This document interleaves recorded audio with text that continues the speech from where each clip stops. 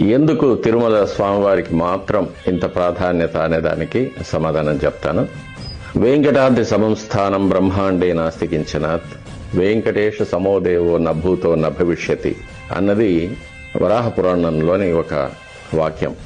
ఇది వేదవ్యాస మహర్షి వేదరాశిని 4 వేదాలుగా, ఋగ్యజు సామ అథర్వణ వేదాలుగా సంక్షిప్తం చేసిన తరువాత రాసిన 18 పురాణాల్లో ఒకటి వరాహ పురాణం. కొన్ని వేల సంవత్సరాల ముందు రాసినవి. It is a chronological recording of happenings through out the universe, not only on our planet. ఈ శ్లోకానికి అర్థం ఏంటంటే, వెంకటాచల పర్వతాల వంటి, వెంకటాచల క్షేత్రం వంటి పవిత్రమైన ప్రదేశం ఈ బ్రహ్మాండంలో, మన భూమండలంలో కాకుండా బ్రహ్మాండంలో కూడా ఎక్కడా లేదనేది. అలాగే వెంకటేశ్వర స్వామి వారి ఎంత శక్తివంతమైన దైవం